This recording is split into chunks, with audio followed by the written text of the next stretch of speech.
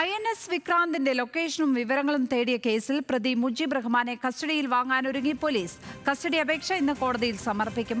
മുജീബ് റഹ്മാൻ മാനസിക പ്രശ്നങ്ങളുള്ള ആളാണെന്നും 2021 മുതൽ ചികിത്സ തേടിയിട്ടുണ്ട് എന്നുള്ളതുമാണ് പോലീസിന് കിട്ടിയിരിക്കുന്ന വിവരം.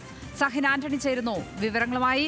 സഹിൻ, ഇയാൾക്ക് മറ്റുദ്ദേശങ്ങളൊന്നും ഇല്ലായിരുന്നു, ഇയാൾ മാനസിക പ്രശ്നമുള്ള ആൾ ആണ് എന്നുള്ള സ്ഥിരീകരണത്തിലേക്ക് എത്തിച്ചേർന്നിട്ടുണ്ടോ? എന്തൊക്കെയാണ് വിവരങ്ങൾ?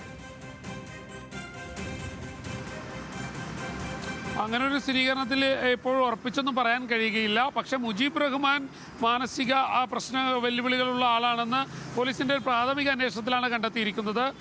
ഇയാൾ പരസ്പര വിരുദ്ധമായ മറുപടികളാണ് പോലീസ് നൽകുന്നത്. ഇയാൾ പറയുന്നു INS വിക്രാന്തുമായി ബന്ധപ്പെട്ട് താൻ ആരെയും ഫോൺ വിളിച്ചിട്ടില്ല എന്ന് ഇയാൾ ഉദ്യോഗസ്ഥരോട് ആവർത്തിച്ച് പറഞ്ഞുകൊണ്ടിരിക്കുകയാണ്. പക്ഷേ അവിടെയും ഉദ്യോഗസ്ഥർ ചോദിക്കുമ്പോൾ താൻ മറ്റാർക്ക് ഫോൺ നൽകിയിട്ടില്ല എന്നും ഇയാൾ പറയുന്നുണ്ട്. എന്നാൽ ഇയാളുടെ ഫോണിൽ നിന്നാണ് കൃത്യമായി വെള്ളിയാഴ്ച രാത്രി 9:15 നാവികസേനയുടെ കൊച്ചി ആസ്ഥാനത്തേക്ക് ഫോൺ വന്നത്.